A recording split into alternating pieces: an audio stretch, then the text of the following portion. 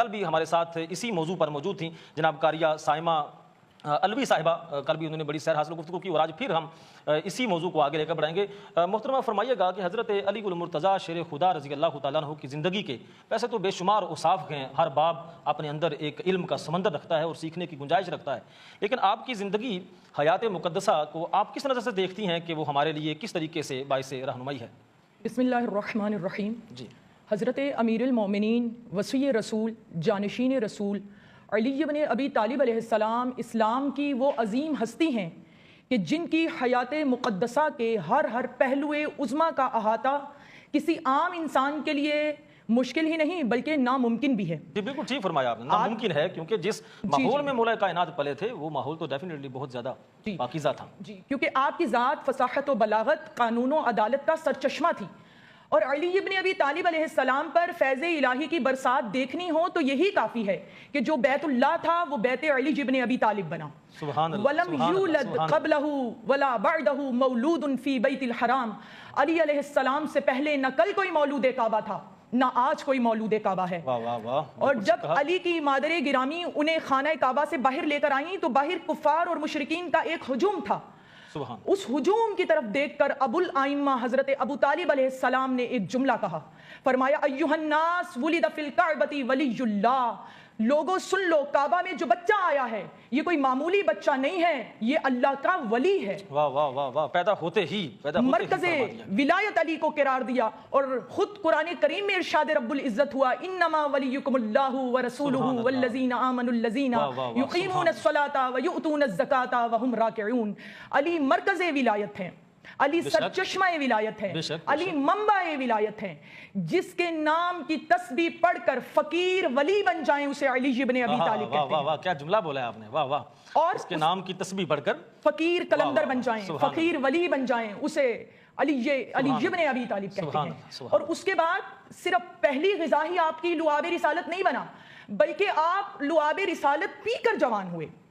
کیوں؟ حضرت علی علیہ السلام کا خطبہ ہے ایک نہج البلاغہ میں، اور نہج البلاغہ علی ابن ابی طالب علیہ السلام کا وہ کلام ہے کہ جس کو غیر مسلم مؤرخین نے پڑھا تو وہ یہ کہنے پر مجبور ہو گئے کہ یہ جس ہستی کا کلام ہے یا وہ کائنات کا خالق ہے یا کائنات اس کے سامنے بنی ہے۔ میں محترمہ آپ کی اجازت سے میں یہیں سے آگے گفتگو شروع کروں گا۔ نہج البلاغہ کی آپ نے بات کی تو آپ نے غیر مسلموں کا ذکر کیا، تو بحیثیت مسلم میں بھی ایک اپنے ناظرین کے ساتھ یہ گزارش کرنا چاہتا ہوں کہ ہم صاحب قرآن کے ساتھ اپنا تعلق رکھتے ہیں، قرآن کے ساتھ وابستگی رکھتے ہیں، لیکن قرآن پاک کے بعد اس آسمان کے نیچے اور زمین کے اوپر امت مسلمہ کے لیے جس حد تک رہنمائی اور جس حد تک ہدایت نہج البلاغہ سے ہمیں ملتی ہے، اور مولا کائنات کے وہ لفظ جو کوثر و تسنیم میں دھلے ہوئے ہیں اور ذات رسول علیہ الصلوۃ والسلام کی صحبت پاک سے آپ نے سیکھے ہیں، آج شاید پتہ نہیں مجھے یہ احساس ہو رہا ہے یا یہ حقیقت ہے کہ ہم لوگ نہج البلاغہ کو پڑھنے میں تھوڑی کمی اور کوتاہی سے کام لیتے ہیں۔ ناظرین کرام، یہ تو وہ الفاظ ہیں جن کی پرورش مولا کائنات نے حضور علیہ الصلوۃ والسلام کی خدمت میں رہ کر کی تھی، ان میں تو ہدایت کے سرچشمے پھوٹتے ہیں، اور شاید نہج البلاغہ جو بندہ پڑھے اسے قرآن پاک کی تفسیر کو سمجھنے اور پڑھنے میں شاید ذرا زیادہ آسانی میسر ہو سکتی ہے۔ آپ فرمائیے گا نہج البلاغہ کی آپ بات کریں۔ علی علیہ السلام کے خطبے کے چند جملے ہیں جو میں آپ کی خدمت میں ہدیہ کرنا چاہوں گی۔ علی علیہ السلام فرماتے ہیں کہ سنو لوگو، انا وضعت فی الصغر بکلاکل العرب وکثرت نواجما ومدرا وقد علمت موضعی من رسول اللہ صلی اللہ علیہ وآلہ وسلم بالقرابۃ القریبۃ والمنزلۃ الخصیصۃ وضعنی فی حجرہ وانا ولد یضمنی الی صدرہ ویمسنی جسدہ ویشمنی ارفع وکان یمزع الشیء ثم یلقمنیہ۔ لوگوں، مجھ علی ابن ابی طالب کو پہچانو، جب اس زمانے کے لوگ نہیں پہچان سکے تو ہماری کیا جرت۔ اور آگے فرماتے ہیں کہ میں وہ علی ہوں جو کعبہ سے چلا تو روح کعبہ کی گود میں آیا،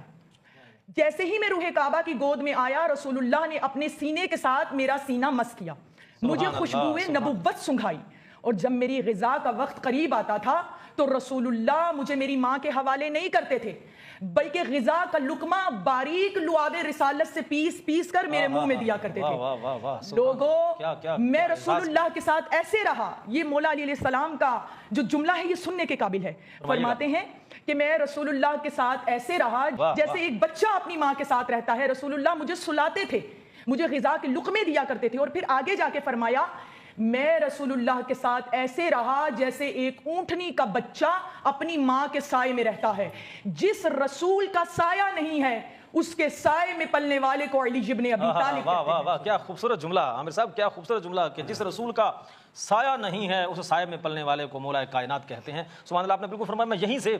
سایہ مصطفیٰ اور مولا کائنات کی جو آپس میں اچھا محترم آپ فرما رہی تھی، بڑا خوبصورت جملہ آپ نے وہ ارشاد فرمایا تھا، میں دوبارہ پھر بول رہا ہوں کہ جس رسول کا سایہ نہیں تھا اس رسول کے ساتھ سایہ بن کر مولا کائنات نے اپنی زندگی گزاری، اس کے متعلق آپ ارشاد فرما رہی تھی، اور علم مولا کائنات کے ساتھ اور نہج البلاغہ کے معاملے۔ جی آپ کی بات کو میں آگے بڑھا دوں کہ جس رسول کا کوئی سایہ نہیں تھا اس کے سائے میں پلنے والے کو علی ابن ابی طالب کہتے ہیں، اور جو بے سایہ رسول جس ہستی کی چادر تطہیر کا سایہ مانگے اسے سیدہ فاطمہ الزہرا کہتے ہیں سلام اللہ علیہا۔ جی، اور جہاں تک علم علی ابن ابی طالب علیہ السلام کی بات ہے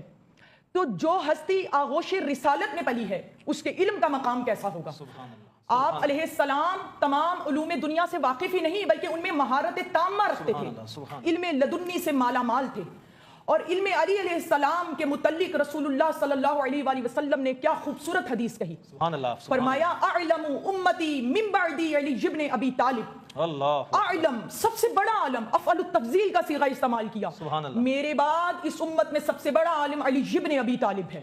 اور فرمایا انا مدینۃ العلم وعلی بابھا،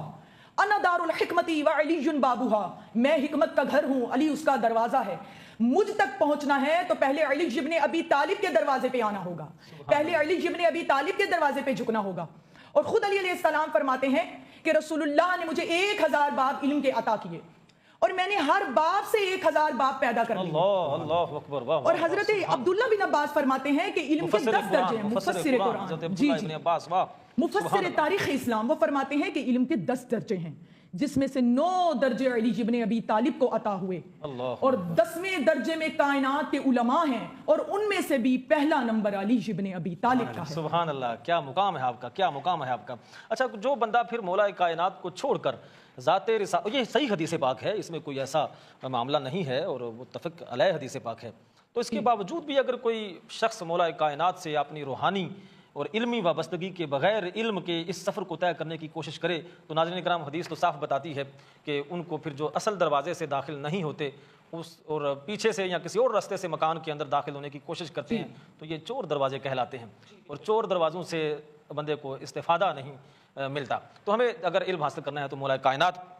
رضی اللہ تعالیٰ عنہ کی ذات کے ساتھ ہمیں خصوصی جو ہے وہ اپنا تعلق اور ربط قائم کرنا پڑے گا۔ جی اور نہج البلاغہ کا تذکرہ ہوا تو آپ کی اجازت سے علی علیہ السلام نے خود جو اپنے علم کے بارے میں خطبہ دیا ہے، اچھا اپنے بارے میں اپنے بارے میں جو آپ نے اپنے علم کے بارے میں نہج البلاغہ میں خطبہ دیا ہے، فرمائیے گا، وہ خطبہ کیا مقام عظمت رکھتا ہے۔ جب آپ خلافت ظاہریہ پر بٹھائے گئے تو علی علیہ السلام نے جو پہلا خطبہ دیا ہے اس کے کچھ الفاظ میں آپ کی خدمت میں ہدیہ کرنا چاہوں گی۔ فرمایا سلونی سلونی قبل ان تفقدونی، ھذا صفت العلم ھذا لعاب رسول اللہ، ھذا ما زکنی رسول اللہ زکا زکا فإن عندي علم الاولین والآخرین، اما واللہ لو سنیت لی وسادۃ فجلست علیہا وافتیت اہل التوراۃ بتوراتہم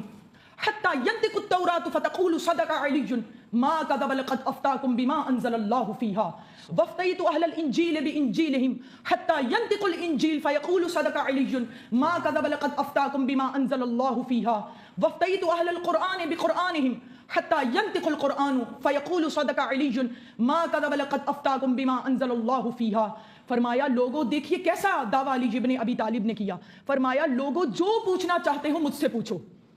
قبل اس کے کہ میں تمہارے درمیان نہ رہوں، اور پھر اس کے بعد فرمایا اپنے سینے کی طرف اشارہ کیا، ھذا لعاب رسول اللہ، یہ رسول اللہ کے لعاب کا اثر ہے، اور پھر فرمایا کہ رسول اللہ نے مجھے علم ایسے عطا کیا جیسے ایک پرندہ اپنے بچے کو دانا دیتا ہے۔ مجھ سے سنو کیونکہ اولین اور آخرین کا علم میرے پاس ہے۔ اور اگلے جملے علی علیہ السلام کے سننے کے قابل ہیں، وہ فرماتے ہیں کہ اگر میرے لیے مسند بچھا دی جائے تو توریت والے آ کر مجھ سے سوال کریں تو میں ان کو ان کی کتاب کے مطابق فیصلہ دوں، یہاں تک کہ توریت خود پکار کر کہے علی نے جو کہا ہے وہ سچ کہا ہے۔ اللہ اکبر۔ اہل انجیل میرے پاس آئیں تو انہیں ان کی کتاب کے مطابق فیصلہ دوں، اہل قرآن میرے پاس آئیں تو انہیں قرآن کے مطابق فیصلہ دوں، یہاں تک کہ قرآن خود پکار کر کہے کہ علی ابن ابی طالب نے جو کہا ہے وہ سچ کہا ہے، اللہ نے میرے اندر وہی نازل کیا ہے جو علی ابن ابی طالب نے کہا ہے۔ تبھی رسول اللہ نے فرمایا تھا العلی مع القرآن والقرآن مع علی، علی قرآن کے ساتھ ہے اور قرآن علی کے ساتھ ہے۔ اور عبداللہ بن عباس کا میں آخری جملہ علم علی علیہ السلام پر دینا چاہوں گی۔ فرمائیے گا، ان سے جب پوچھا گیا کہ آپ کی نظر میں علم علی کیا ہے، اللہ اکبر، تو عبداللہ بن عباس نے کیا جملے ارشاد فرمائے، فرماتے ہیں ما علمی وعلم کل اصحاب محمد الا كقطرۃ فی سبعۃ ابحر، میرے علم کی بات کیا کرتے ہو، میرا علم اور تمام اصحاب محمد کا علم علی ابن ابی طالب کے علم کے مقابلہ میں ایسا ہے جیسے ایک قطرہ 7 سمندروں کے مقابلہ میں ہے۔ اللہ اکبر، کیا خوبصورت طریقے کے ساتھ آپ نے مولا کائنات کے علم کے اوپر روشنی